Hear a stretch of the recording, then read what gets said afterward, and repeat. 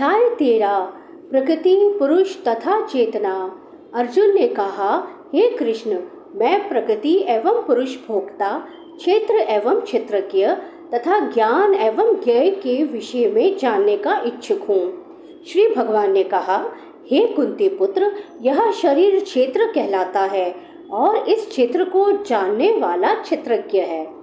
अर्जुन प्रकृति, पुरुष, क्षेत्र, क्षेत्रज्ञ, ज्ञान तथा ज्ञेय के विषय में जानने का इच्छुक था।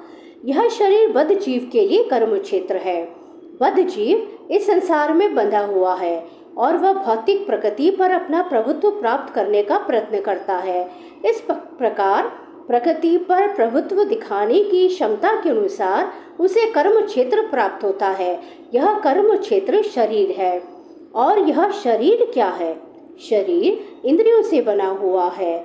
बद्ध जीव इंद्रिय तृप्ति चाहता है और इंद्रिय तृप्ति को भोगने की क्षमता के अनुसार ही उसे शरीर या कर्म क्षेत्र प्रदान किया जाता है। एक बद्ध जीव यह जान सकता है कि वह अपने शरीर से भिन्न है। प्रारंभ में ही बताया गया है कि देहिनोस्मिन्, जीव शरीर के भीतर है और यह शरीर बालक से किशोर, किशोर से तरुण तथा तरुण से वृद्ध के रूप में बदलता जाता है और शरीरधारी जानता है कि शरीर परिवर्तित हो रहा है। स्वामी स्पष्टः क्षेत्रज्ञ है।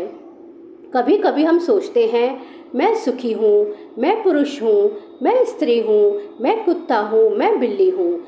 ये ज्ञाता की शारीरिक उपाधियाँ हैं, लेकिन ज्ञाता शरीर से भिन्न होता है।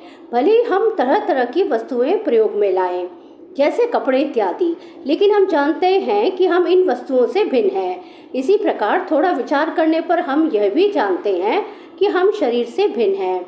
मैं, तुम या अन्य कोई जिसने शरीर धारण कर रखा है क्षेत्रज्ञ कहलाता है, अर्थात वह कर्म क्षेत्र का ज्ञाता है।